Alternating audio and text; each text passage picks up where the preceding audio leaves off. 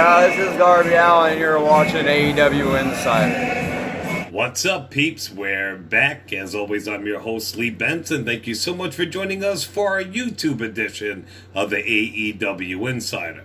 You know, I had to check in with the peeps real quick. I don't do shows that much anymore because, like I said, it does take a lot of time to shoot it, to write it, to edit it, blah, blah, blah. And when you get like 7 views, it's a little bit discouraging. But when we got some big pay-per-views going on, you know I got to give my input on them. And even though my prediction shows are some of my lowest rated, I still make sure I get them out to you. So right now we are here for this Sunday's AEW All Out 2021. It's going to be a heck of a pay-per-view. Before that though, remember, if you want to win that Bray Wyatt Firefly Funhouse ringside collectible exclusive action figure, you got to stick around to the end of the show to find out how. And that thing's definitely going to be worth a lot of money now, because not only is it an exclusive, it is The Fiend, and we know The Fiend is no longer with WWE. So get up on in that shit. Stick around to the end of the show to find out how you can win yourself one. Alright, Pete, since this is the AEW Insider, we're going to kick it off with a little AEW. So this is AEW's All Out 2021. It is the full card and my predictions. So first up, we do have Paul White versus QT Marshall. And that's right, get his name right. It isn't QT Marshall like he let them say when he first started his career and was too scared to open his mouth to correct them. It's QT Marshall. Now, I think this is going to be on the pre-show, the buy-in, even though it wasn't supposed to be. The women's battle royal was, but we'll get to why it isn't later.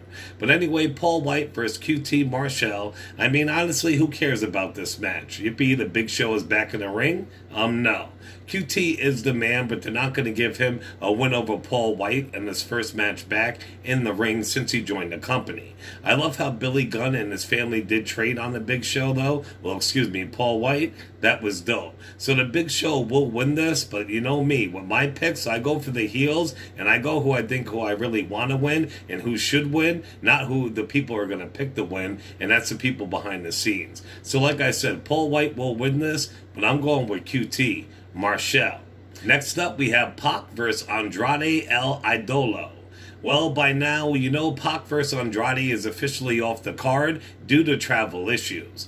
In its place, they're going to put the AEW Women's Casino Battle Royal from the buy-in onto the main card. That's why I think Paul White and QT are going to be in the buy-in match on the pre-show.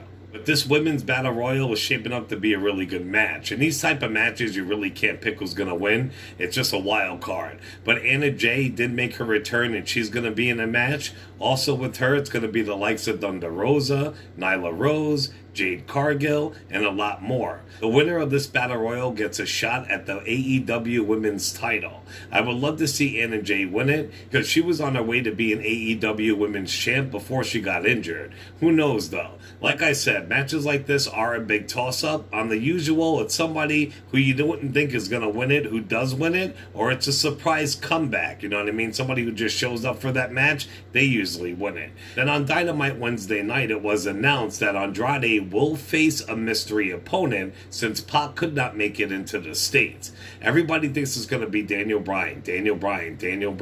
I think Daniel Bryan might actually come out in a Punk versus Darby Allin match. I don't know. But I am praying and wishing it to be Adam Cole, baby. The roof will come off the place if Adam Cole comes out there and takes on Andrade, but it just sucks because pretty much whoever Andrade is going to fight, he's going to take a loss, and that sucks because his win record in AEW so far isn't that great.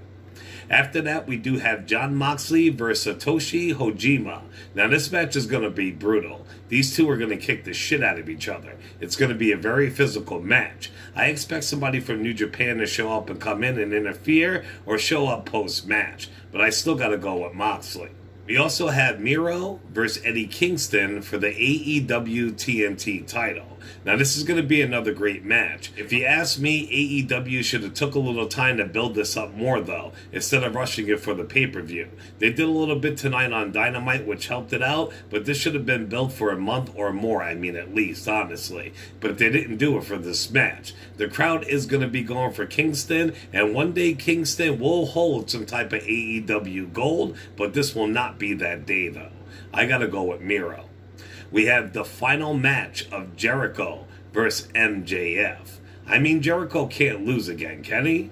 He is going on tour, though, and he does have his cruise coming up soon, but if he loses, he can never wrestle an AEW ring again. And AEW so far has stuck to those stipulations that they put in place. Regardless, I gotta go with my dog MJF. Next up, we have the AEW Women's Champ, Dr. Britt Baker, DMD, versus Chris Statlander. Now, this is going to be a yawn fest. DMD is great, but Chris does nothing for me. I think she's big time overrated. I see a bunch of botches happening during this match, and I just don't know. I don't think it's going to be that great, and I'm sorry to say that because I love the good doctor. But I got to go with Dr. Britt Baker. There's no way Statlander's taking that belt from her right now. Her momentum is fucking strong. They're going to fucking New York and Queens. They're not going to have Statlander as a champ. I don't think she'll ever be an AEW Women's Champ. We also have the Young Bucks versus the Lucha Brothers for the AEW tag titles in a steel cage. Now, this is probably going to be the match of the night. It's going to have crazy-ass spots, crazy-ass close call pins. These four are going to go all the fuck out. This one is going to be, like JR would say, a barn burner. Now, the Lucha Brothers are fucking awesome, but I think the Young Bucks are just on fire. I don't think it's time for the Bucks to lose their titles yet, but if they're going to lose it to anybody, it's definitely the Lucha Brothers. And the Lucha Brothers definitely deserve that gold around their waist. Me, I'm an elite guy. I'm a Bullet Club guy. I'm going with the Bucks. And this right here is probably going to be touted as match of the night. We do have CM Punk versus Darby Allin. This match is going to have the crowd at its loudest. And we already know Darby wasn't going to pull punches or take it easy on Punk. And he proved that tonight on Rampage. He had a match tonight on Rampage against Daniel Garcia. And holy fuck, dude, he went crazy. He did the spot when he went to jump on Garcia, who was by a table on the side of the ring. Garcia moved. He fucking landed right on his neck and all that and just got fucked up full force. So Darby isn't playing. Now, both of these guys are the fucking bomb, and they can go in the ring. We have to see how Punk does with his ring rust, but I know he can pull it off. And you know Punk can't lose his first wrestling match in 7 years. So I'm sorry, Darby. This one's going to CM Punk. And finally, we do have the belt collector, the title holder, the best wrestler in the world right now, Kenny fucking Omega, versus Christian Cage for the AEW World Championship. Now, this match should be decent. They gave Christian a bone, a.k.a. lighten Omega's schedule, by giving Christian those bum-ass TNT titles. But if you think that Christian will beat Omega for the AEW Gold, you're sadly mistaken. Your winner, Kenny Omega. Alright, peeps, well, that's it for this episode. Remember, if you want to win that Bray Wyatt Firefly Funhouse Ringside Collectible exclusive action figure, all you got to do is stay right here on the AEW Insider on YouTube. Make sure you're a subscriber. Besides that, pick any video, like, share, and comment. So go to the AEW Insider on YouTube, pick any video, like, share, and comment. As soon as we hit 400 subs, I will send a title. 3, 2. And as soon as we hit 400 subs, I will do a drawing and send that awesome figure out to the winner. Right now, we're at 358 subscribers. We don't have far to go. So like and share the fuck out of this video so we can hit the 400 mark and finally send this still figure out to the winner. Remember to show us love on all of our social media platforms, including Facebook and YouTube under the AEW Insider. You got a really good group on Facebook under the AEW Insider. Even though I don't have time to make these videos and all that, if you want the newest, the hottest wrestling news, fact, fiction, rumor, what have you, all day long, every day, go to the AEW Insider on Facebook and join our group, because that's all I do is post that. Besides that, follow us on Twitter under the AEW Insider 1, as in the number 1. As always, I'm your host, Lee Benson. Thank you so much for joining us on the AEW Insider. Ciao, peeps.